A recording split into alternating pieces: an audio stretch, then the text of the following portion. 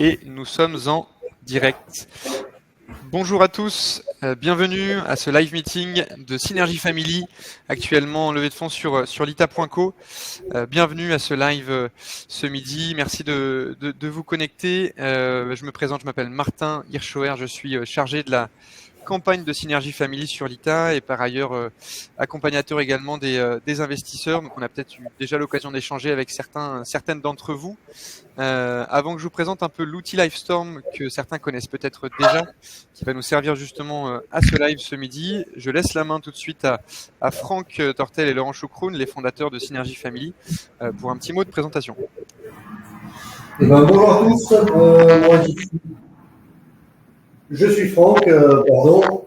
Pour me présenter un petit peu, vous verrez qu'avec Laurent, on a un parcours relativement opposé. J'ai été à l'école comme tout le monde, sans vraiment comprendre ce qu'on y attendait de moi. Puis moi, j'ai fait des études de langues étrangères appliquées, ce qui me destinait à une carrière dans l'import-export ou le management international.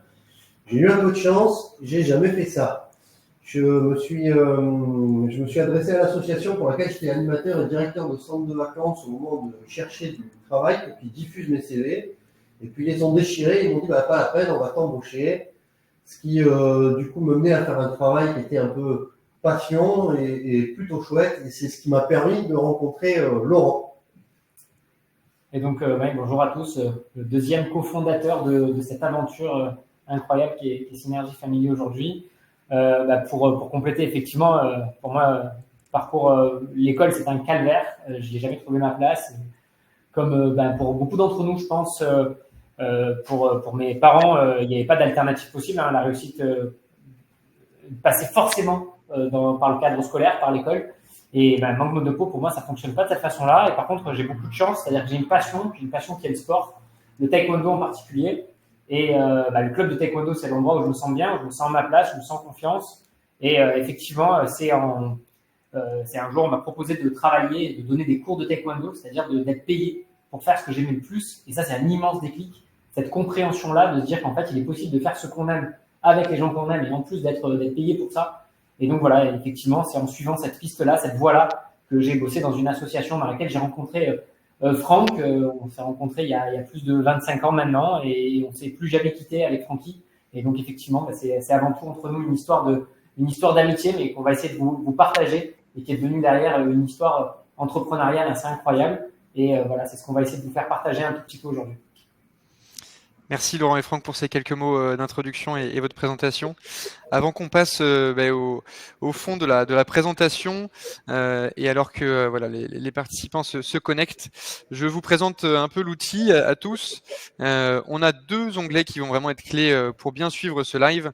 Le premier, c'est l'onglet chat que vous avez en bas à droite de votre écran, qui vous permet d'interagir de manière un peu informelle avec les présentateurs et moi-même, que ce soit dans un premier temps pour nous dire d'où vous nous entendez, d'où vous nous voyez. On sait qu'on a une communauté, que ce soit chez l'ITA ou chez Synergy, assez bien répartie sur le territoire. Donc c'est toujours sympa de pouvoir s'imaginer d'où vous nous suivez. Et puis surtout, ça va vous permettre de réagir, de nous dire aussi en cas de pépin technique si les choses sont améliorables, et tout simplement de pouvoir interagir entre vous potentiellement. Et il tranche avec l'onglet questions, qui lui est un peu plus carré, un peu plus formel, qui comme son nom l'indique, va vous permettre de rédiger au cours de la présentation de Laurent et Franck vos questions au sujet de la présentation, au sujet de la levée en cours sur l'ITA, qui est la seconde levée de Synergy, après une première campagne en 2019. On aura l'occasion d'y revenir. Voilà, j'espère que c'est clair pour chacun. Je précise également que à l'issue de la présentation, qui va durer une vingtaine de minutes, alors le format est assez libre pour Laurent et Franck, on passera surtout, c'est peut-être la pièce maîtresse vraiment de ce live, à un temps de questions-réponses. Les questions, je vous invite du coup à les rédiger à l'écrit dans l'onglet questions. Pour ceux qui souhaitent les poser en direct, c'est possible. Je peux vous inviter à monter sur scène et à interagir en direct avec nous, ce qui rendrait évidemment le temps un peu plus vivant. Voilà, n'hésitez pas à vous démarquer là-dessus. Je vois que voilà, à mesure que les gens se connectent, on va pouvoir démarrer la présentation. Je mets l'onglet en prioritaire et je vous laisse la main, Franck et Laurent. À vous de jouer. Ok, merci. Encore une fois, bonjour à tous et notamment vous connecter. On disait avec Franck, on vous a parlé un petit peu de nous et surtout de notre rencontre. Effectivement, je vous disais une histoire d'amitié qui est devenue une histoire entrepreneuriale pour Franck et pour moi. Globalement, notre amitié, notre rencontre, le sport avait changé nos vies et on avait très envie de construire un projet ensemble en 2009 et on s'est dit le projet qui nous lie le plus, c'est le sport. Le sport a un potentiel énorme d'impact auprès de la jeunesse dans les quartiers. Utilisons le sport comme un véritable outil de développement de la singularité, un outil de développement des talents. Et c'est ce qu'on a fait en créant cette association qui, à l'origine, s'appelle pas Synergie Family, mais Synergie Sport Sud. On est en 2009 et nos premiers projets visaient à utiliser uniquement le sport dans les quartiers dans lesquels on intervenait auprès de la jeunesse. Et on se rendait compte de l'impact que ça avait d'arriver dans un certain nombre de quartiers auprès de cette jeunesse-là et de leur proposer des prétextes pour se rencontrer, pour sortir de chez eux et pour développer leur talent, leur singularité. À l'origine, on n'a pas plus d'ambition que ça. C'est l'association, on la gère avec Franck le soir et le week-end. On a tous les deux nos boulots de notre côté. Et on porte un certain nombre de projets jusqu'en 2014. Et à cette date-là, effectivement, il y a la ville de Marseille qui vient nous chercher en nous disant il y a la loi qui est sortie sur les activités extra et périscolaires. Ça a dû vous parler pour certains d'entre vous. Et qui nous dit on a besoin de recruter près de 3000 animateurs sur l'ensemble de la ville. Et donc, ils viennent chercher toutes les forces vives et on constitue, nous, une force présente sur le terrain. On a des équipes, on a des outils. Et donc, on y va un peu à reculons, mais on se dit, OK, on va aider la ville de Marseille à répondre à cet enjeu d'activité périscolaire. On s'est très vite pris au jeu et surtout, on a très vite pris conscience de l'impact que ces temps d'activité extra et périscolaire pouvaient avoir dans la vie de ces enfants. Et ça, il faut vraiment le noter, c'est-à-dire que les activités périscolaires, c'est des activités qui ont lieu tous les matins, tous les midis, tous les soirs, mais qui ont aussi lieu dans l'extrascolaire, le mercredi et les vacances scolaires. Ça représente entre 1200 et 1300 heures dans la vie de ces enfants-là. Et grâce à nos outils, grâce à nos activités sportives, culturelles, artistiques, toutes les activités issues des sciences de l'éducation, on arrivait à proposer dans ces temps-là des véritables activités qui permettaient de s'adresser différemment à ces enfants, qui permettaient de développer leur talent, leur singularité de façon différente, ce qui permet de mettre en avant aussi d'autres facettes de leur personnalité que celles qu'ils étaient capables de mettre en avant dans le contexte scolaire. Et donc, on commence effectivement à structurer notre vision et la vision de Synergie Family, qui était le fait de se dire, utilisons les temps extra et périscolaires pour révéler réellement les talents et la singularité de chacun de ces enfants. C'est ça la vision initiale de Synergie Family. Et on s'est rendu compte effectivement que cette vision-là, elle fonctionnait. Et on se développe de 2014 en 2018 autour de cette action-là et 2-3 autres actions, notamment on travaille aussi pour un bailleur social pour déployer nos activités en pied d'immeuble. Jusqu'en 2018. En 2014 à 2018, on est passé de 2 à près de 200 collaborateurs. En 2018, on est autour de 4 millions d'euros de volume d'activité. C'est la première fois où on vient voir l'ITA et on fait effectivement notre première levée ensemble pour développer la vision de Synergie Family, pour accélérer notre développement national et territorial. À savoir qu'à cette période-là, on avait quand même un enjeu important pour nous. Synergie était née à Marseille et on avait une dépendance trop importante à ce marché périscolaire. Je pense que certains d'entre vous s'en rappellent peut-être, à ce marché périscolaire et à la ville de Marseille. Et il était temps pour nous de déployer aussi nos ailes vers d'autres activités, vers d'autres territoires et de démontrer que ce qu'on avait créé à Marseille, on était capable de le faire grandir la vision et de faire grandir Synergie Family. Donc effectivement, c'est une aventure qui est assez singulière dans le paysage, mais qui a vu une structure grandir de façon assez impressionnante et dont on va vous parler maintenant. Donc notre vision, elle n'a pas vraiment changé. C'est chacun un talent qui demande à être révélé. Notre mission, créer des expériences innovantes avec une forte valeur éducative, avec toujours cette ambition de proposer des solutions innovantes pour aider chacun à trouver sa voie, que ce soit au niveau de l'enfance, de la jeunesse, mais même des publics adultes ou seniors qu'on accompagne aujourd'hui. Et donc, effectivement, de déployer nos terrains de jeu, on va vous en parler. Et effectivement, une fois passé tout cet historique, aujourd'hui, Synergie Family est spécialisée en 3 cœurs de métier que vous avez sous les yeux. Le premier, c'est l'animation péri et extrascolaire, encore une fois, qui sont pour nous l'occasion de créer pour les enfants des expériences à forte valeur éducative.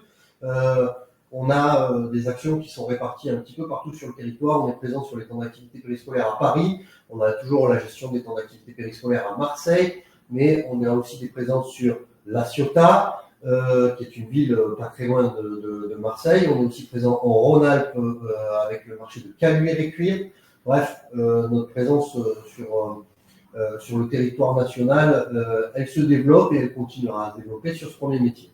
Notre deuxième métier, ce qu'on appelle l'ingénierie éducative et inclusive, c'est tout le temps que passent nos équipes de révélateurs à aller sourcer les jeunes et à aller chercher leurs talents, découvrir leur potentiel, les accompagner vers l'insertion professionnelle, la remobilisation vers l'emploi, en allant chercher, encore une fois, tous les sujets qui leur sont sensibles, en partant de quelle est la compétence, le potentiel et l'envie du jeune, et non pas quel est le poste disponible dans quelle entreprise. On remplit pas des cases, on essaye de développer chez les jeunes leurs facultés, leur potentiel pour arriver à pérenniser des emplois. Et l'objectif final, c'est évidemment les faire sortir de l'aide de l'État et surtout s'épanouir dans un projet professionnel et leur vie tout simplement.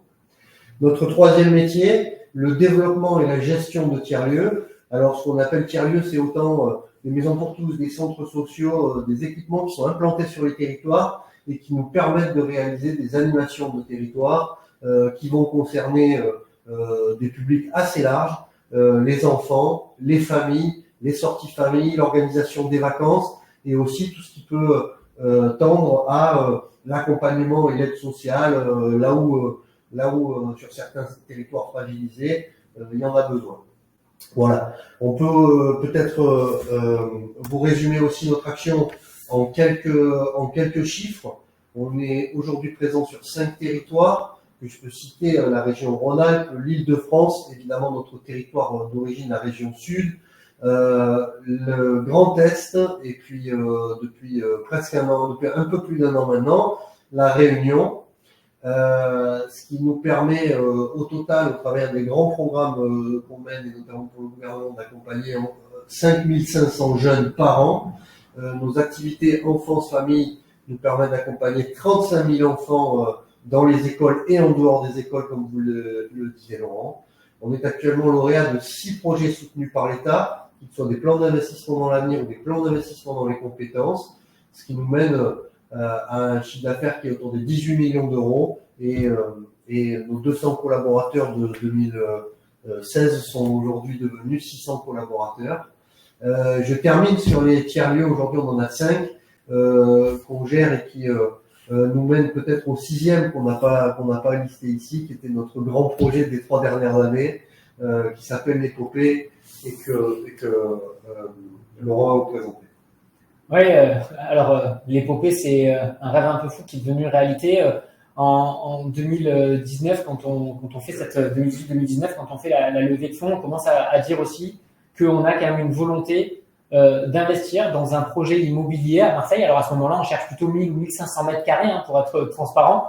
On cherche 1000 ou 1500 mètres carrés et on se dit qu'on veut que ce lieu-là il puisse accueillir nos équipes, mais qu'il soit aussi le temple de notre vision. Un lieu qui soit optimiste, un lieu qui soit joyeux, un lieu qui vienne aussi mixer les publics. Parfois, la difficulté de certains centres sociaux, c'est de se ghettoiser un petit peu et de pas forcément s'ouvrir à d'autres activités que celles purement liées aux centres sociaux, de l'activité économique, de l'activité de formation, de l'activité entrepreneuriale et de permettre au monde qui ne se rencontre pas de se rencontrer. Et c'était effectivement notre volonté, notre envie.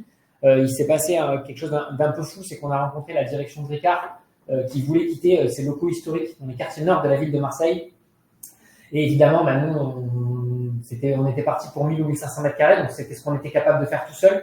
19 000 mètres carrés, c'était pas exactement la même. Le prix, on avait identifié à peu près que ça allait coûter 1 million d'euros. Là, on parlait plutôt de 14 ou 15 millions d'euros. Et donc, on s'est dit, OK, mais ce lieu-là, en plein cœur des quartiers nord de Marseille, il a une vie, il a une énergie incroyable. Il peut pas disparaître et devenir un projet immobilier lambda. Et donc, Synergie Family, on s'est entouré d'autres acteurs, de NCES, et une structure de l'e-sport, de Mec Ici, que vous connaissez probablement, qui gère des manufactures solidaires, notamment liées à l'artisanat. Je crois que vous les connaissez un petit peu chez Vita, et Archipel & Co, qui est une structure qui accompagne des boîtes à impact, notamment, qui est située en Ile-de-France, et avec tout un collectif d'acteurs et l'écosystème marseillais, En fait, on a racheté tous ensemble avec l'aide de la Banque des Territoires, de l'ANRU, l'aide de Noves, de Amundi. Donc, en fait, on a réussi à créer un modèle qui permettait de racheter l'intégralité de ces locaux-là et de le remettre au service du territoire, de ses habitants et de notre vision éducation, jeunesse et avec l'énergie de Synergie Family. Donc, effectivement, on est parti et aujourd'hui, ce projet-là nous a donné un gros coup d'accélérateur parce qu'il a mis Synergie Family et toutes nos activités sous tous les projecteurs, beaucoup de médias autour de ce programme-là. Et voilà, effectivement, Synergie Family, on a continué à se développer et sur ce village de l'innovation éducative, on a commencé à faire naître un projet qui nous tient très à cœur depuis longtemps au sein de Synergie Family. C'est que depuis le début de notre activité, à Synergie, on travaille avec les enfants à partir de la maternelle, c'est-à-dire à partir de l'âge de 3 ans.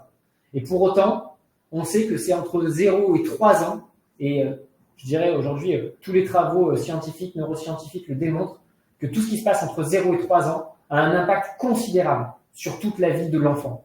Je me suis permis de vous mettre ce petit schéma qui démontre la dimension d'apprentissage cognitif. Alors déjà, avant même la phase de naissance, mais vous voyez que ce soit pour les voies sensorielles, c'est-à-dire la vision, pour le langage et pour les fonctions cognitives, il y a une grande partie qui va se passer sur cette phase entre 0 et 3 ans. Et on voit d'ailleurs que la plus grande partie de ces fonctions-là, elles arrivent entre 0 et 3 ans. Et pour autant, on sait qu'il manque cruellement de place en crèche et d'accompagnement éducatif en France. Et on le sait, je pense que vous avez probablement suivi l'actualité de ce point de vue-là. Et on se rend compte que malheureusement, comme d'habitude, ceux qui en souffrent le plus sont les plus modestes. C'est-à-dire que globalement, je vous ai mis ce chiffre-là, 9% des enfants pauvres de situation de ménage les plus pauvres de moins de 3 ans sont accueillis en crèche contre 68% des enfants issus des familles les plus aisées. Ça veut dire qu'en gros, les enfants qui concrètement auraient le plus besoin dans cette phase-là de stimulation, d'accompagnement, de développement éducatif, de développement cognitif, c'est ceux qui finalement bénéficient le moins. Et donc, c'est effectivement le travail que Synergie Family, on a décidé de mener. On a décidé de le mener d'abord sous l'angle d'un appel à projet de l'État qui s'appelle les héros discrets de l'éducation. Et ce programme des héros discrets de l'éducation, qu'est-ce qu'il dit ? Il dit les héros communs de l'éducation, on les connaît. C'est les parents, c'est les familles, c'est les instituteurs, c'est les professeurs.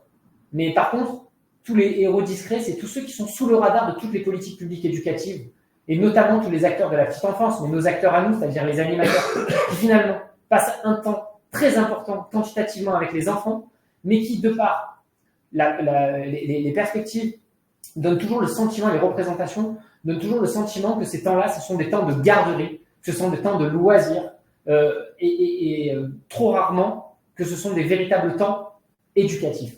Et ça, c'est un véritable enjeu. D'ailleurs, la politique en France encore aujourd'hui liée à la petite enfance, quand on parle de petite enfance en France, on parle souvent du sujet de la garde des enfants. Comment est-ce qu'on garde les enfants pour que les parents puissent aller travailler ?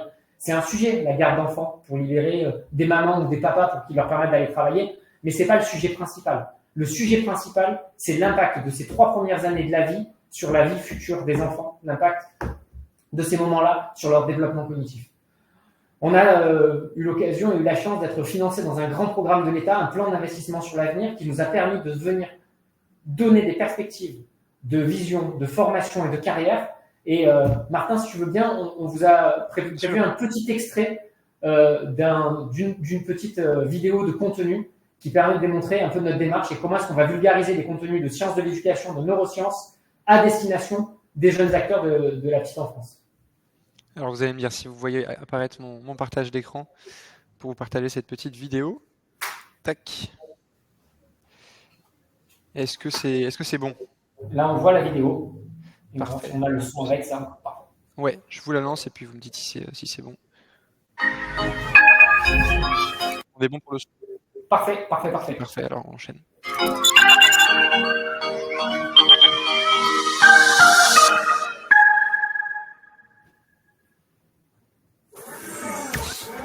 Salut toi! Oui, toi là, qui me regarde derrière ton écran. Tu sais que ce regard, ton regard, c'est un super pouvoir. Je te parle pas de vision laser. Dans la petite enfance, à part réchauffer les biberons, ça servirait pas à grand chose. Non, je te parle d'un pouvoir bien plus grand. Tu veux savoir ce que c'est? Ok, tu vas très vite le comprendre grâce à la question posture du jour. Pourquoi l'attention portée sur les enfants a des effets remarquables sur leur épanouissement et leur développement? Dans les autres vidéos, nous avons abordé les notions de sécurité affective et l'importance d'encourager l'enfant pour qu'il se sente valorisé et qu'il gagne confiance en lui. Les mots sont très utiles, mais sais-tu que le regard l'est tout autant? Grâce au regard que tu vas apporter à l'enfant, tu peux le sécuriser, le faire gagner en autonomie et renforcer votre lien affectif. Je te donne un exemple. Erwan, 2 ans, a peur de descendre le toboggan tout seul. Il n'a pas besoin que tu lui prennes la main. Il a juste besoin de voir dans tes yeux que tout va bien se passer et qu'il va y arriver. C'est ce qu'on appelle l'attention contenante. Je te vois, je suis là pour toi, je crois en toi. Ce regard témoigne de ta disponibilité. Il permet aux enfants de se sentir en sécurité et de se concentrer sur leur développement sans crainte pour leur bien-être. Les scientifiques ont démontré que les enfants prêtent une attention extrême aux yeux des personnes avec qui ils interagissent. C'est pourquoi l'enfant va constamment chercher ton regard pour savoir comment se comporter, s'il y a un danger ou pas, s'il a bien agi et si tu es fier de lui. Dans le cerveau des enfants, cette interaction a pour effet de favoriser la libération de la fameuse ocytocine que nous connaissons bien désormais, la petite hormone de l'amour, de la confiance en soi et du lien social. Chez les tout-petits, ce rapport à l'adulte est tout à fait normal et naturel, car c'est seulement à 5 ans qu'ils commencent à être autonomes dans leur prise de décision. Avant ça, c'est à travers tes yeux d'adulte qu'ils se construisent, qu'ils mesurent les risques et qu'ils osent se dépasser. Tu commences à le comprendre. Pour les enfants, tu es bien plus qu'une nounou, une ATSEM crèche ou une assistante maternelle. Tu es un repère, la fameuse figure d'attachement. Si je devais faire une comparaison, je dirais que tu es un peu comme un phare. Tu ne conduis pas le bateau à la place de l'enfant, mais à chaque fois qu'il en a besoin, il te regarde et tu lui éclaires la voie. Voilà, s'il y a une chose que tu dois retenir à l'issue de cette vidéo, c'est que le regard que tu portes sur les enfants aujourd'hui contribue à faire les adultes épanouis de demain. Si c'est pas du super méga gros pouvoir, ça?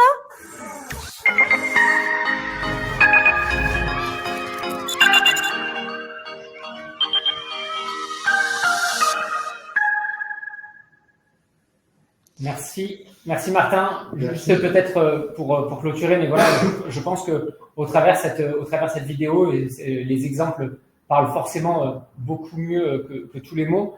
Vous comprenez un peu l'état d'esprit qui est le nôtre en fait. C'est de se dire effectivement que c'est pas juste un temps de garde, c'est un véritable temps qui a un impact extrêmement important sur les enfants. Et dans le cadre de ce programme des héros discrets de l'éducation, je pense pouvoir dire qu'on a construit l'un des programmes les plus innovants. On l'a pas fait tout seul. On l'a fait avec le Learning Planet Institute qui est dirigé par François Tadei. On l'a fait avec une structure qui s'appelle Didask, qui est une structure de la EdTech et qui nous a accompagnés pour créer non seulement des contenus, mais également une plateforme en ligne et qui devrait potentiellement nous permettre de clairement revaloriser ce métier, revaloriser les dispositifs de formation.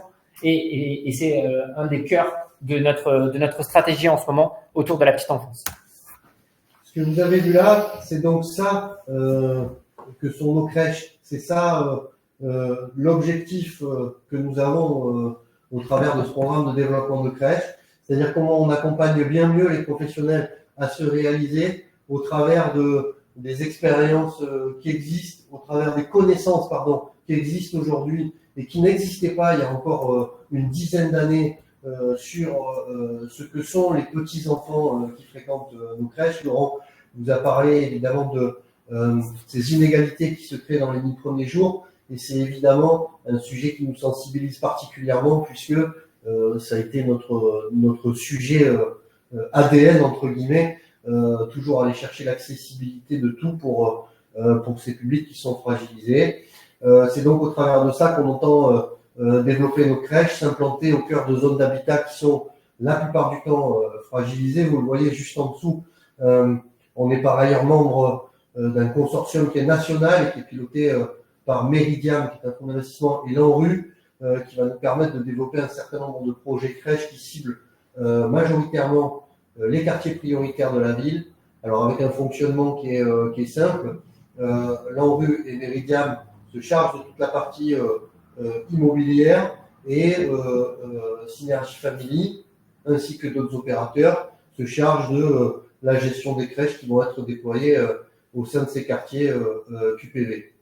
Voilà. Au travers des héros discrets d'éducation, ce que vous avez vu, c'est une petite vidéo parmi tant d'autres. Il en existe évidemment au travers de tout un cursus de formation.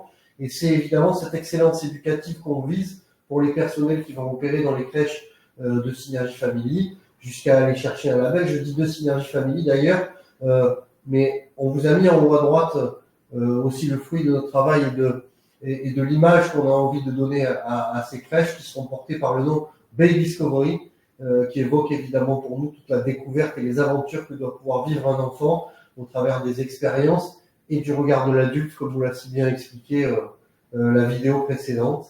Et puis, comme au travers de chacun de nos autres métiers, on est évidemment engagé pour que il y ait une inclusion toute particulière sur la question du handicap au sein de nos crèches. Voilà. Ça peut me permettre aussi de vous présenter quelques-unes de nos perspectives. Et donc, à ce stade, que ce soit au travers du consortium dont je viens de vous parler, qui s'appelle ICI, ou au travers de nos développements propres, notre visée, c'est de parvenir à ouvrir une dizaine de crèches d'ici 2025, et évidemment, sur les 10 prochaines années, un peu plus. Notre cible sera probablement, sera autour d'une vingtaine. Voilà. Vous avez là tout un tas des partenaires de Synergie Family, et peut-être que on va vous remercier de nous avoir écoutés et rendre la main à Martin pour la partie questions. Merci Franck, merci Laurent pour cette présentation exhaustive et assez synthétique. On comprend bien du coup quels sont les grands axes de développement qui ont mené à ce projet Petite Enfance. Avant de passer aux questions qui sont déjà assez nombreuses, je vous remercie.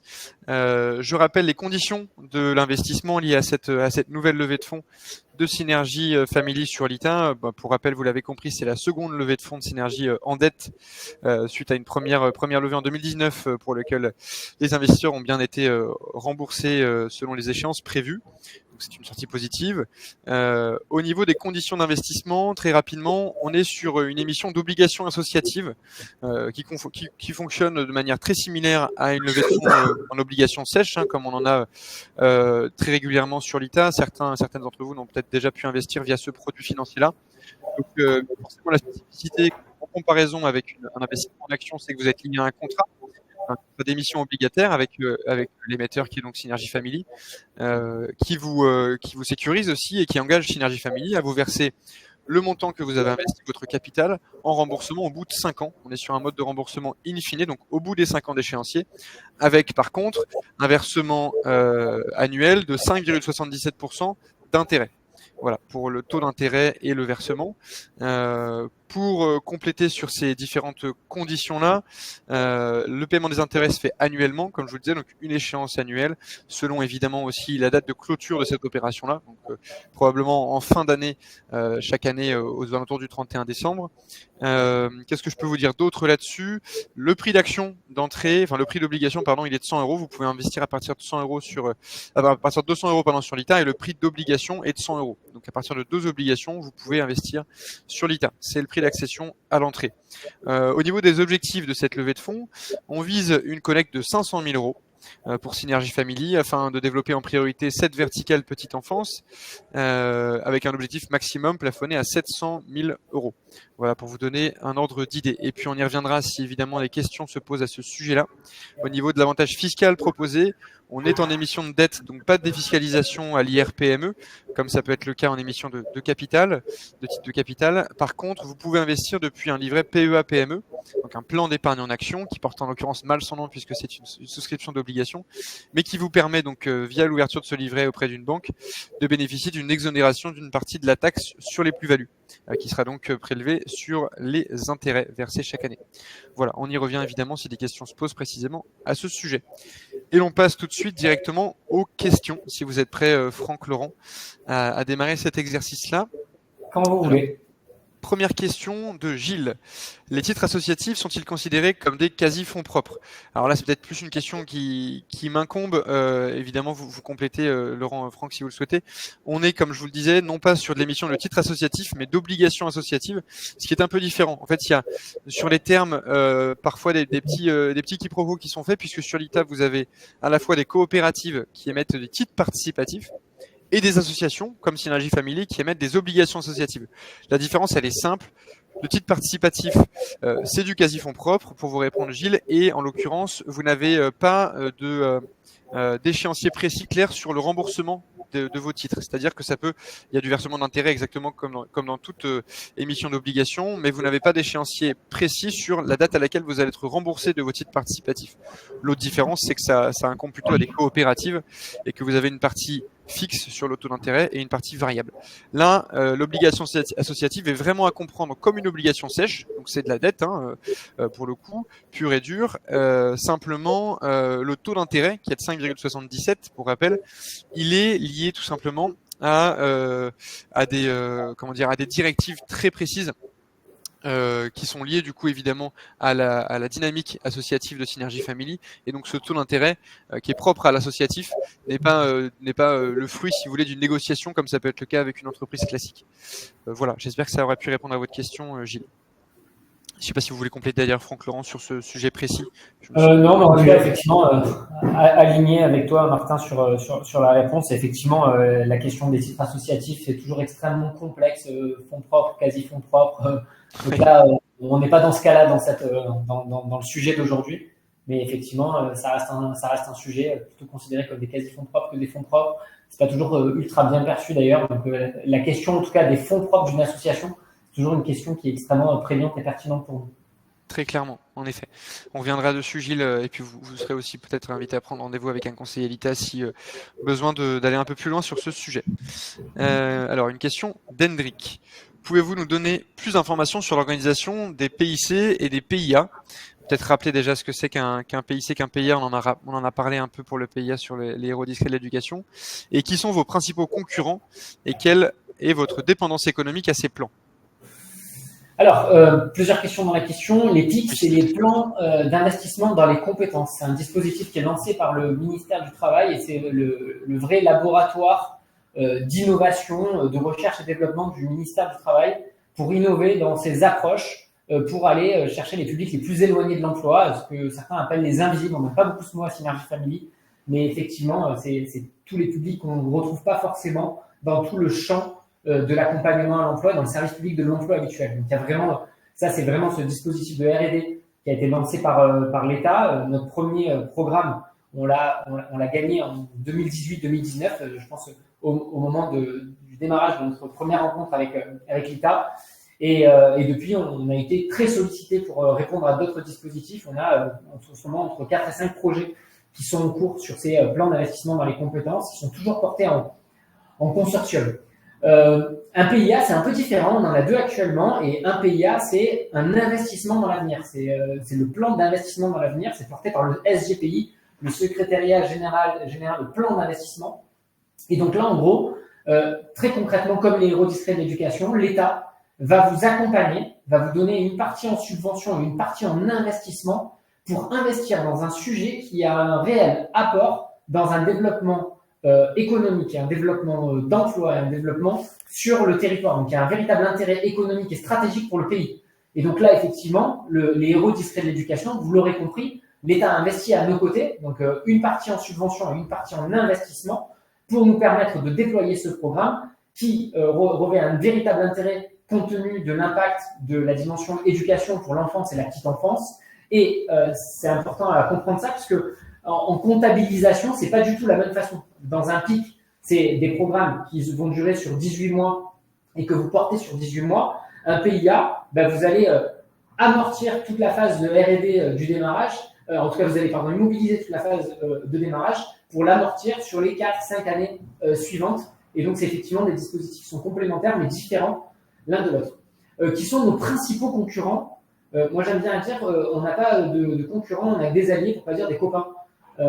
On travaille dans un secteur, je crois, où on n'est pas trop à s'attaquer aux différentes fractures, aux différents besoins de nos villes, de nos quartiers, de notre jeunesse. Et la particularité de ces PIC et de ces PIA, c'est que ce sont des dispositifs qui sont ouverts essentiellement à des consortiums. C'est-à-dire que vous ne répondez jamais seul sur ces projets-là. Et si on s'appelle Synergie Family, c'est pas pour rien. Je pense qu'on a notre définition dans notre nom. c'est que le fait d'avoir conscience que nous, on a une partie de la réponse, que d'autres ont d'autres parties de la réponse. On travaille différemment, avec des outils différents, sur des territoires différents, avec des expertises, des équipes différentes. Et toute l'idée, c'est de se dire comment est-ce qu'on crée les meilleurs consortiums pour répondre le mieux possible aux enjeux de formation, d'emploi d'un territoire, de spécificité. Et donc voilà, donc si les autres acteurs, parce que je ne sais pas des concurrents, mais les autres acteurs qui interviennent sur les PIC et sur les PIA, vous en connaissez un certain nombre. Ben, vous avez les apprentis d'Auteuil, vous avez la VARAP, vous avez Dimba Jobs, Sport dans la vie, l'Agence pour l'éducation par le sport. Voilà, vous avez tout un ensemble d'acteurs, mais voilà, ces acteurs, c'est des acteurs avec lesquels on travaille, avec lesquels on échange, avec lesquels on construit. Et je dirais même qu'en ce moment, d'ailleurs, il y a eu une information importante à partager avec vous, c'est que les PIC, on arrive à la fin des PIC, à la fin de l'année, et la loi a été validée au Sénat et à l'Assemblée nationale la semaine dernière, si vous avez suivi un peu cette actualité-là. Mais donc, globalement, on va sortir d'un projet de R&D pour maintenant rentrer dans un projet qui est modélisé dans la loi France Travail. L'article 6 de la loi France Travail prévoit que des opérateurs comme le nôtre allons être, comme nous et comme les autres acteurs, on va être labellisés pour continuer le développement et tout le travail qui ont été mis en place pendant cette phase de PIC. Donc, ça va être, on va changer de type de fonctionnement, on va changer de type de conventionnement, et tant mieux, puisque cette phase de R&D, elle était importante, mais elle avait aussi ses difficultés, et notamment toutes les difficultés liées au cofinancement, parce que l'État ne prend jamais en charge 100% des dispositifs sur les PIC et sur les PIA, mais plus particulièrement sur les PIC, et que ça nous mettait parfois en difficulté, parce qu'il fallait aller chercher d'autres acteurs de financement des collectivités territoriales ou l'Europe, et la multiplicité de ces financeurs, c'est jamais quelque chose de facile à gérer pour des structures comme les nôtres. Et encore une fois, c'est des difficultés qu'on partage avec l'ensemble des acteurs sur le territoire national qui intervenant auprès de ces publics.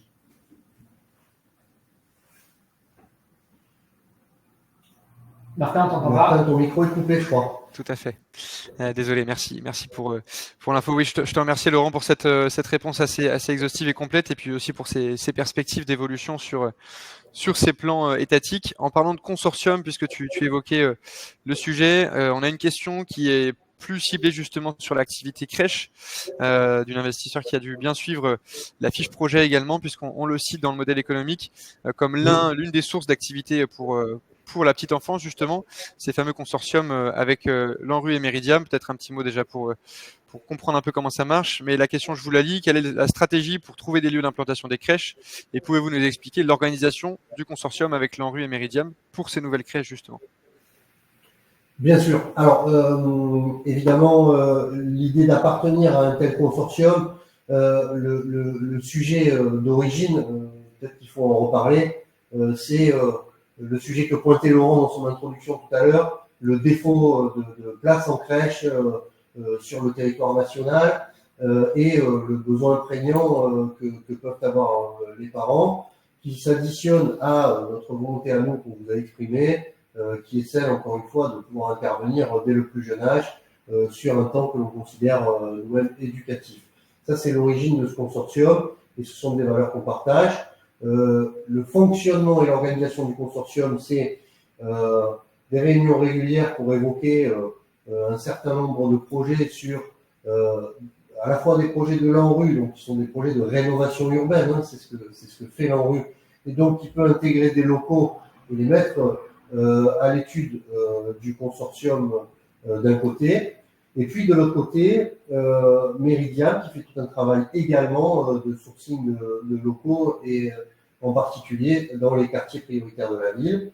La suite se fait autour de réunions et de qui va venir ensuite piloter le projet de gestion de ce programme-là. C'est comme ça en tout cas que se définit l'organisation du consortium, avec ensuite ce qui se fait en temps masqué, évidemment, la négociation avec les promoteurs, le rachat, etc., et tout le travail que peut déployer l'ANRU sur la partie immobilière. La vocation finale de ce consortium, c'est bel et bien de choisir un gestionnaire, qui est Synergie Family ou pas, parce qu'il y a deux autres gestionnaires dans le consortium, qu'on peut citer, qui sont Léo Lagrange d'une part et la Mutualité Française d'autre part, et qui donc sont plus ou moins implantés selon certains territoires. Et donc, c'est eux qu'on va solliciter de manière un peu plus territoriale en fonction des implantations des uns et des autres. Voilà pour l'organisation. Ensuite, quelle est notre stratégie pour trouver des lieux d'implantation? Bon, ben ça, on vient d'en parler un petit peu. Ce que je peux vous dire aujourd'hui, c'est que au total, dans ce consortium, il y a, avec des états d'avancement différents évidemment, mais il y a à minima une 50aine de projets qui sont dans les tuyaux et qui sont répartis sur l'ensemble du territoire national. Et nous, on en porte une dizaine globalement en ce moment sur ce volet. Ok, très bien.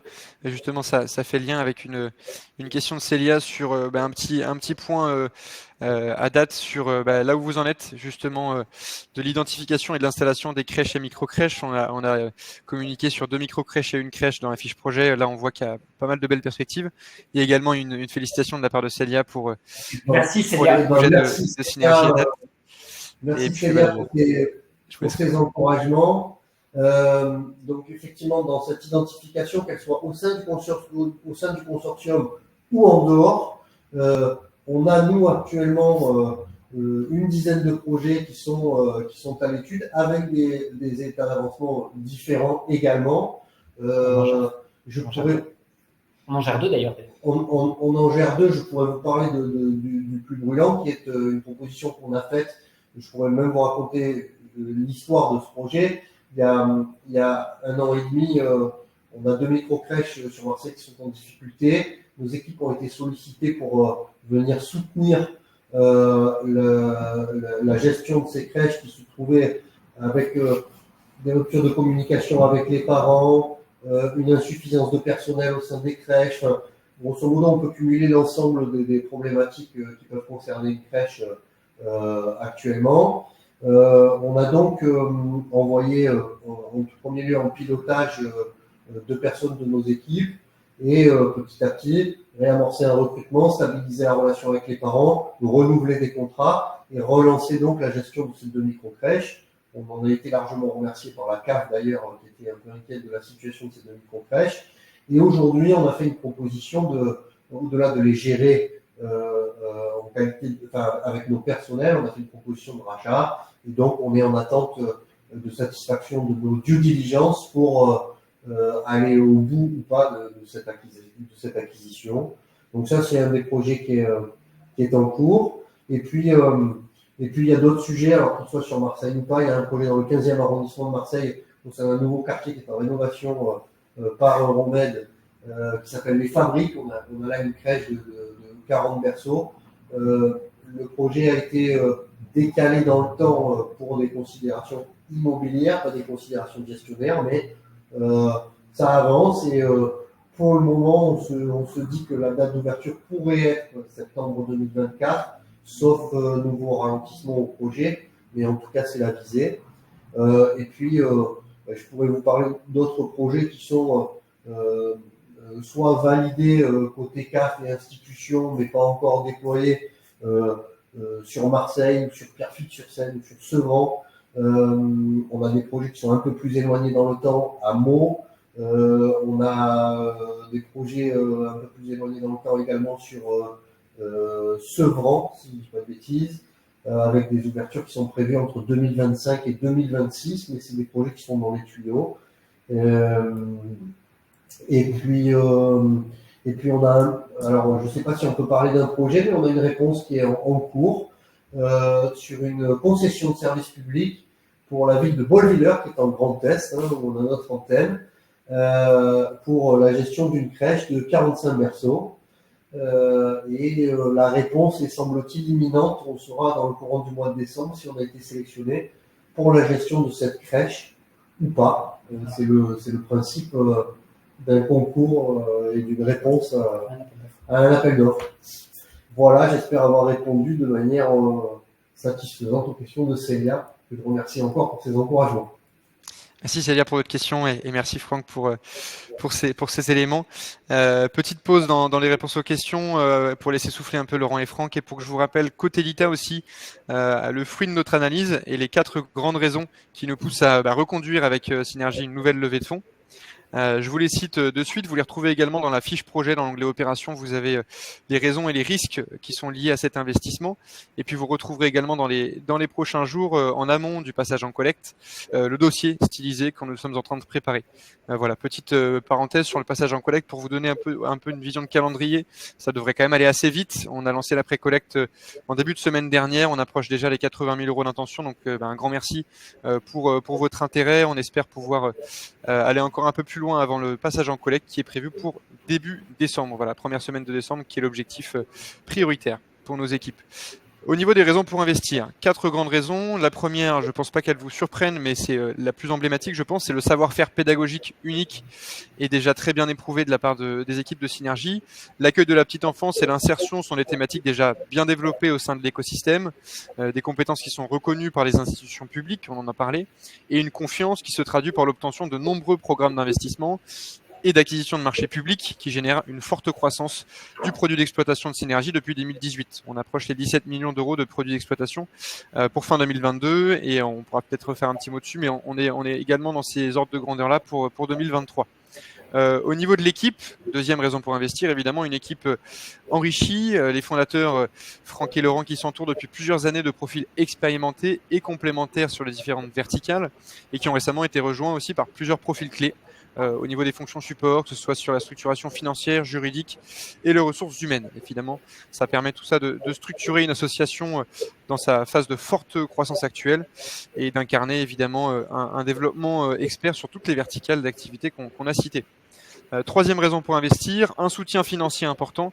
Évidemment, c'est une assise qui permet de la sérénité sur ces grandes ambitions. La confiance obtenue par la Banque des Territoires et du fonds d'investissement, le fonds d'investissement à impact Noves, qui a abouti à la sécurisation de 2 millions € en titres associatifs en 2023. Et je te laisserai peut-être compléter, Laurent, sur les informations plus récentes qu'on a eues au niveau de la municipalité de Marseille. Et puis, quatrième et dernière raison pour investir, une situation financière interne qui est contrôlée, suite aux récents enjeux de rééquilibrage de la structure financière qui sont liés à la forte croissance, évidemment, Synergie Family, renforcée par l'arrivée des profils dont on a parlé, à sécuriser l'arrivée de nouveaux investisseurs, ainsi que l'optimisation du chiffre d'affaires et des charges. Voilà pour les grandes raisons qui nous ont poussé à réitérer une nouvelle levée de fonds et à encourager Synergie dans cette nouvelle campagne. Voilà, je ne sais pas si tu souhaitais compléter, Laurent, par rapport aux dernières infos sur lesquelles on avait échangé dernièrement.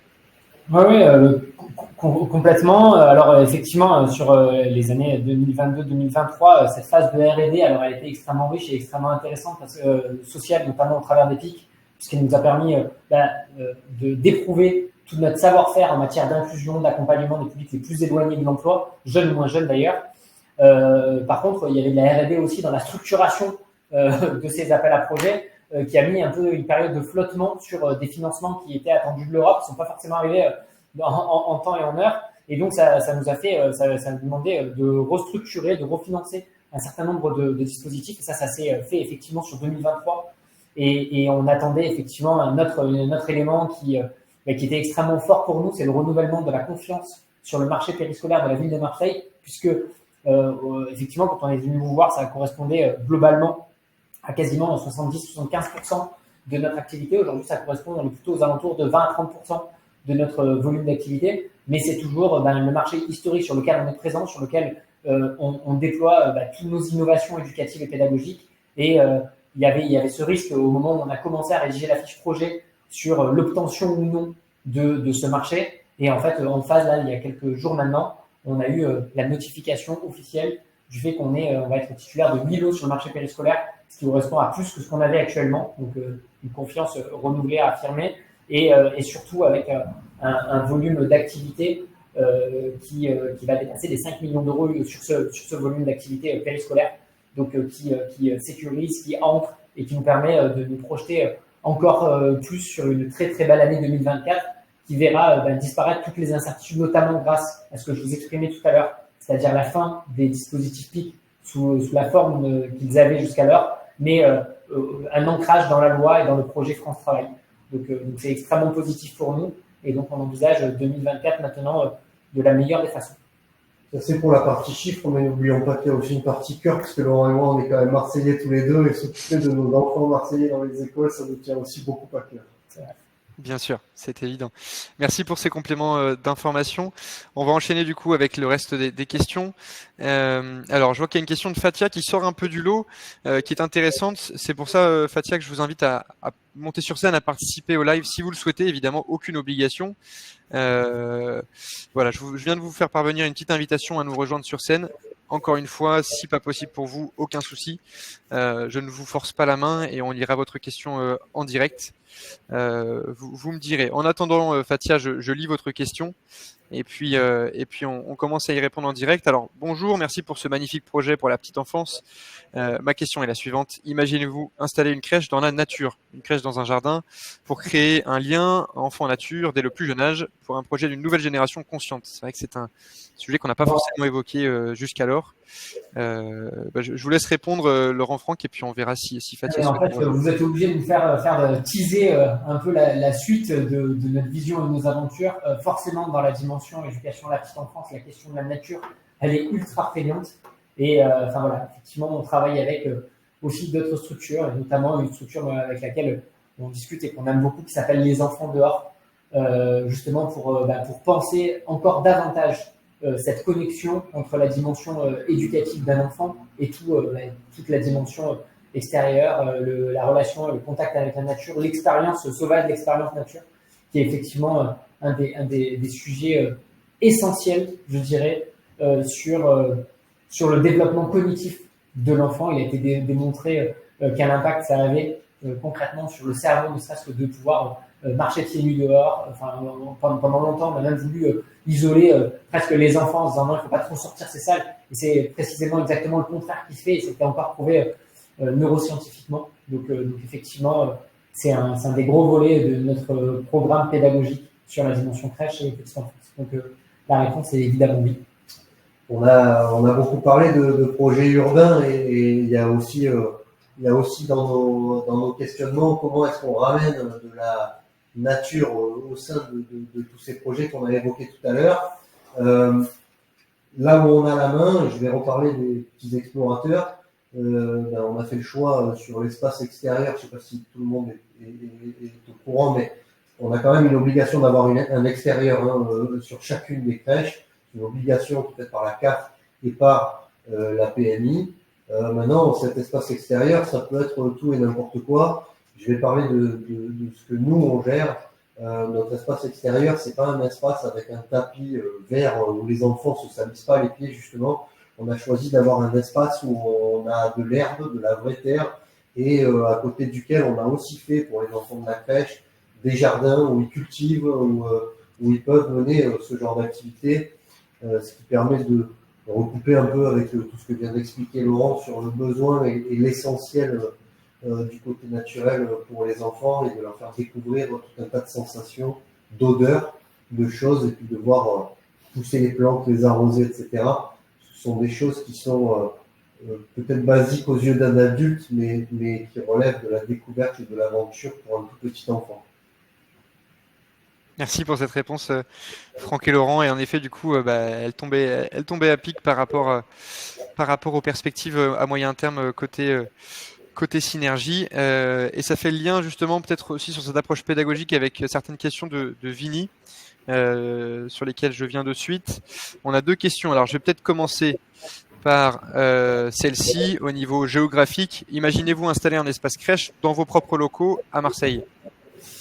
Eh bien, la première partie de la question, c'est imaginez-vous. La réponse, c'est bien sûr, on a imaginé. C'est même le premier truc qu'on a imaginé en pensant il y a 3 ans maintenant et en commençant à développer toute notre vision autour de la petite enfance.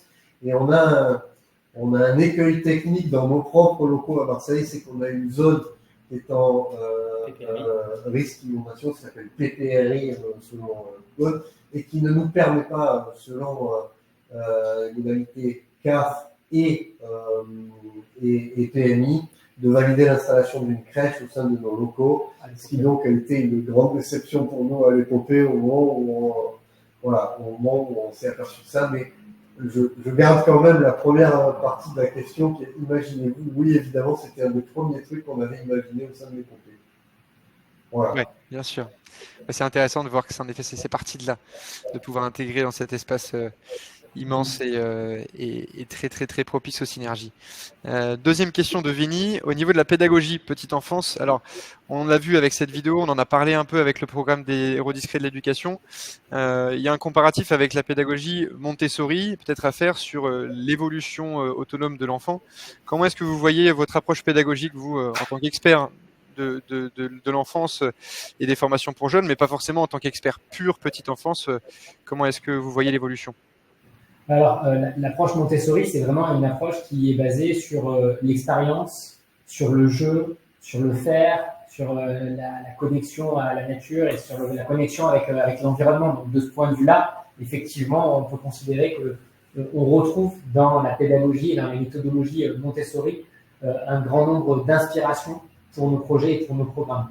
Je dirais que ce qui va peut-être un peu plus loin, c'est que toutes les recherches en neurosciences sont quand même relativement récentes. Elles ont 25-30 ans et que ce travail-là, qui est assez incroyable, qui a été fait en laboratoire, on a encore pour l'instant encore un peu de mal à le transposer sur le terrain. Il y a des premiers acteurs qui font cet effort-là et c'est vraiment le challenge qu'on s'est donné en allant créer ces contenus grâce à ce dispositif, les héros discrets de l'éducation. On aurait pu l'appeler les héroïnes discrètes de l'éducation, parce que concrètement, 80% des acteurs de la petite enfance sont des actrices de la petite enfance. Et donc, c'est au travers de ce projet-là et de ce programme-là qu'on est allé chercher, encore une fois, le meilleur des sciences de l'éducation, le meilleur des neurosciences et j'ai envie de dire presque de vulgariser un certain nombre de ces contenus, comme vous l'avez vu sur la vidéo, pour qu'ils soient le plus accessibles possible à des gens qui, par définition, et par des jeunes filles qui sont, ou des jeunes hommes qui sont par définition, très souvent des gens assez peu qualifiés. Aujourd'hui, on a quand même une approche encore sur la perception. On voit que quand une jeune fille ou un jeune garçon ne se sent pas trop bien à l'école, on va assez vite l'orienter en disant c'est pas grave, tu vas aller passer ton CAP petite enfance. Nous, ce qu'on veut prôner, c'est que non, aujourd'hui, l'impact que ces 3 premières années ont dans la vie des enfants nécessite aujourd'hui d'avoir accès à des contenus de formation qui sont des contenus pédagogiques de très haut niveau et qui sont rendus accessibles par tout le travail pédagogique et éducatif que nous, on en a fait. Donc, je ne sais pas si ça répond à la question, mais en tout cas, voilà notre posture. Oui, vous nous direz, Vinny, si ça répond bien à votre question. Et ça fait lien justement avec une seconde question d'Henrik, qui est liée justement à votre stratégie. Alors, on pourrait rajouter avec un recrutement, peut-être formation, la stratégie de recrutement des métiers de la petite enfance, entre les professionnels, entre vos dynamiques d'insertion. On a parlé de la mutualisation des métiers. Est-ce que vous pouvez nous donner encore quelques éléments là-dessus? Ouais. Oui, tu parles de mutualisation des métiers. Évidemment, notre première étape quand on réfléchit à cette question, c'est de se dire que nous, au sein de Synergie Family, on a déjà tout un tas de gens qui sont formés, motivés, diplômés et en capacité d'intégrer les équipes de nos futures crèches. C'est d'ailleurs une partie de ce qui s'est passé quand il y a 1 an et demi, on a fait la gestion des petits explorateurs, là où il y avait des manques de personnel qui étaient criants. On a mobilisé évidemment certaines de nos équipes. Je crois que à ce moment-là, j'avais fait une requête auprès de notre RH pour définir que parmi nos collaborateurs, on avait 52 qui étaient diplômés du CAP Petite Enfance, ce qui voulait dire que là où il en manque un petit peu partout, on avait potentiellement toute une part de notre personnel qui était motivé et en capacité d'être déployé sur nos projets. Ça, c'est le premier axe pour la question du recrutement. Je comprends au travers de cette question qu'il y a aujourd'hui une grosse difficulté sur tout le secteur en matière de recrutement. On le sait, on ne l'ignore pas. Je pense que avec Laurent, on compte beaucoup, tout comme ça a toujours été le cas au travers des métiers d'animateur pour les enfants, sur la dynamique de notre pédagogie, notre capacité à innover, notre capacité à accompagner les équipes au travers de formations. On a évoqué ici les héros discrets d'éducation, mais avant de reprendre sur la partie héros discrets d'éducation, on a aussi des méthodes de travail qui peuvent concerner la petite enfance, que sont la co-construction de projets de crèche à laquelle est associée la totalité du personnel. C'est-à-dire, trop souvent, on voit dans les crèches une direction qui pose des orientations et finalement des personnels qui sont là simplement garder les enfants. On a évoqué tout à l'heure la question des invisibles pour les plus grands, mais je ne sais pas si vous le savez, les invisibles en crèche, ils existent aussi. Ce ne sont pas les mêmes. Les invisibles en crèche, ce sont les enfants qui sont sages, qui ne pleurent pas et qu'on ne remarque finalement pas. Et du coup, ça fait des personnels qui ne s'occupent que de ceux qui pleurent et qui ont une sollicitation certaine. Voilà. Donc, à nous aussi, dans nos formations, d'inclure ces fameux invisibles qui ne sont pas encore une fois les mêmes que les plus grands. Et donc, on a aussi des fonctionnements qui, lorsqu'on co-construit des projets, qu'on associe toute l'équipe de la crèche à un projet global, et ben ça fait aussi des gens motivés, ça fait aussi des gens qui ont envie de participer à la réalisation d'un projet plus grand que la simple garderie d'enfants pendant que les parents sont au travail. Et c'est vraiment la partie de vision qu'on veut impulser. À l'époque, c'était de la garderie, peut-être il y a 15 ans, peut-être il y a 20 ans. Aujourd'hui, disons-nous-le, ce temps-là est un temps éducatif. Il faut vraiment le valoriser et ça a une importance fondamentale pour les enfants. C'est vraiment sur ce terrain-là qu'on veut aller. Et je rends la main à Laurent sur la partie formation et héros discrets d'éducation pour compléter cette partie de la réponse. Oui, complètement. Merci Franck. Juste effectivement, très rapidement, sur la partie volet des héros discrets d'éducation, je vous ai beaucoup parlé tout à l'heure de la dimension contenu de formation, innovation éducative, innovation pédagogique. Mais en fait, dans ce projet-là, des héros discrets d'éducation, il y a 3 volets. Le premier volet, c'est d'abord de modifier les représentations et la valorisation de ces métiers. Il faut que ces métiers-là soient vraiment perçus comme des métiers à forte valeur éducative qui changent le destin des enfants et donc des futures générations. Donc il y a un gros volet de communication et de changement des représentations quand on doit parler de crèche dans notre pays en France et ailleurs, et ça c'est déjà le cas d'ailleurs à l'international. On doit penser d'abord et avant tout éducation pendant les 3 premières années avant de penser garde d'enfants, j'ai envie de dire, même si c'est évidemment un sujet important. Le deuxième volet, c'est effectivement c'est tout le volet carrière. On doit pouvoir, quand on part dans ces métiers-là, se dire mais moi j'ai des perspectives de carrière et je peux rentrer à n'importe quel stade et pouvoir envisager ma carrière sur les 5, 10, 15 prochaines années avec aussi des perspectives de salaire qui soient confortables et qui soient, j'ai envie de dire, à la hauteur des enjeux éducatifs sur ces 3 premières années. Donc c'est aussi un des enjeux et des volets des héros discrets d'éducation. Et le troisième volet, on en a parlé tout à l'heure, c'est effectivement le volet formation, c'est le volet contenu et c'est le volet innovation éducation. Tout à fait. C'est vrai qu'on n'a pas évoqué non plus dans la présentation, mais c'est bien rappelé dans la fiche projet qu'il y a aussi ce projet de créer une bulle parentale. Tu évoquais, Franck, l'importance aussi d'accompagner l'intégralité des familles. Ça fera partie, évidemment, j'imagine aussi de votre volet formation. Je peux peut-être en dire quelques mots parce oui, que tout ça à fait. recoupe avec l'un de nos 3 métiers qui est la gestion de tiers-lieux. Et effectivement, dans les programmes qu'on a pu évoquer, je pense notamment à Meaux, l'une des possibilités, c'est non pas d'envisager l'ouverture que d'une crèche, mais d'envisager l'ouverture d'un pôle parentalité qui puisse mener de bout en bout tous les questionnements que peuvent avoir les parents, jusqu'à celui effectivement de la gestion d'une crèche, mais un pôle parentalité qui puisse partir dès la grossesse, dans lequel on pourrait avoir présente des sages-femmes, des gynécologues, et une unité de lieu sur lequel on pourrait avoir la totalité de la parentalité depuis l'amont de la grossesse. Et on le voyait sur le graphique que vous présentez, Laurent, un peu plus tôt, il y a des sujets déjà sur la petite enfance pendant la grossesse, jusqu'à la découverte de ma nouvelle fonction de parent, jusqu'à la facilitation de je vais trouver une place en crèche ou je vais pas trouver une place en crèche. Si je le fais au sein d'un pôle dans lequel j'évolue depuis déjà 9 mois, et peut-être que je suis aussi plus en confiance avec les personnels de crèche qui vont être présents, parce que je les aurai rencontrés en amont, et peut-être que je vais aussi recevoir un certain nombre de conseils qui vont me permettre de découvrir ma nouvelle mission et ma nouvelle fonction de parent.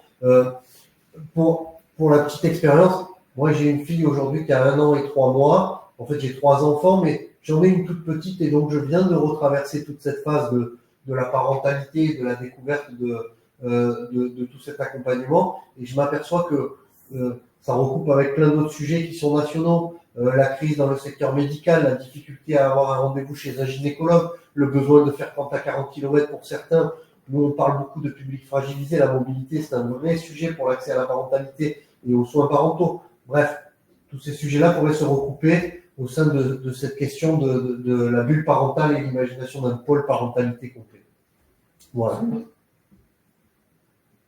Merci Franck pour cette réponse. On arrive déjà au terme de notre live. Un grand merci pour votre participation. On a 2 questions qu'on n'a pas encore éludées, mais on a déjà un peu dépassé le temps. Et c'est des questions qui concernent la structuration financière de Synergie.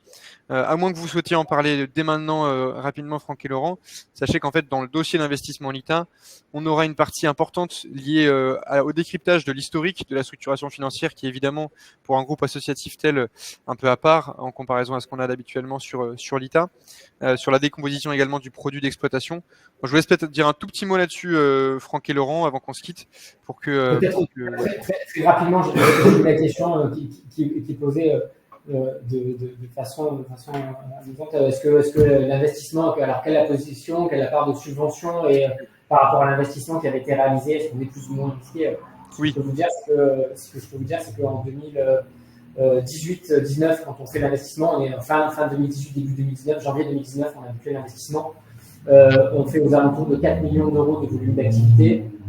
Là, on est plutôt aux alentours des 18 millions d'euros. On a une forte dépendance à notre territoire de naissance, c'est-à-dire Marseille et Bouches-du-Rhône, et au marché périscolaire, qu'aujourd'hui on est présent sur 5 territoires, que notre niveau effectivement de dépendance à la ville de Marseille et à le marché périscolaire est largement moins important que ce qu'il pouvait être à l'époque. Et effectivement, on a grandi. Je pense qu'on a aussi fait les erreurs que font toutes les structures en hyper-croissance. On est passé encore une fois de 4 millions à près de 18 millions en quasiment 4-5 ans, et avec un volet de sollicitation. Je pense pouvoir vous dire très sincèrement que la question du développement au sein de Synergie Family, c'est jamais une question de plutôt choisir notre développement, puisque le niveau de sollicitation, de crédibilité, de légitimité des équipes et du travail qu'on est capable de réaliser est très très important grâce encore une fois à toutes les équipes assez incroyables de Synergie Family. Et effectivement, 2023, ça a été une année qui a été extrêmement challenging pour nous, parce qu'il a fallu effectivement repenser, restructurer, et que les personnes qui étaient là en 2014, 2015, 2016, qui étaient là par exemple même en 2018, 2019, c'était plus forcément les bonnes au bon poste en 2023. Et donc, il a fallu renouveler un peu des équipes, faire des changements de poste. Et donc voilà, on a restructuré tout ça sur l'année 2023. Et ça nous donne effectivement une assise assez intéressante là sur 2024. Peut-être Franck sur de manière un peu plus concrète, s'il faut prendre la composition de notre produit d'exploitation, et bien grosso modo aujourd'hui il est réparti à moitié sur la partie qu'on pourrait qualifier de enfance-famille, toutes nos activités périscolaires, toute la gestion de nos équipements sociaux, etc. On est autour de 7,5 millions sur les projets inclusion qui sont portés sur les pics et payades que vous a présenté Laurent. Et puis, on a 1,5 million, 2 millions qui sont de divers projets, du développement international, du financement de projets on s'est un petit peu déployé sur certains projets en Afrique cette année. Voilà, ça compose cette partie de chiffres qu'on a mis dans divers. Voilà, ça c'est pour la composition du produit. Et pour ce qui est de la part de subvention par rapport au chiffre d'affaires, il se trouve qu'on a travaillé sur un dossier avec BPI il n'y a pas très longtemps. On a une note juridique pour essayer de certifier ça. Et donc, si je devais vous faire un ratio, on serait aujourd'hui autour de 70% de produits et 30% de la part de subvention dans notre chiffre d'affaires. Voilà. Je ne sais pas si on a été assez efficace et succinct sur la réponse, Martin. Vous avez en tout cas été transparent, et je pense que c'était quand même bien de revenir à l'oral rapidement sur ces sujets qu'on aura évidemment l'occasion, soit via prise de rendez-vous pour certains investisseurs, soit juste à la lecture du dossier qu'on publiera, qu'on pourra étayer. Un grand merci Franck et Laurent pour votre disponibilité, pour votre transparence encore une fois, qui est rare. Donc merci à tout le monde d'être venu nous écouter. Merci à tous pour votre présence active à ce live. Je vous souhaite à tous un bon appétit, et puis on se dit à très bientôt sur lita.co avec Synergie Family. À très vite. Au revoir. À bientôt. Merci. Au revoir. Au revoir.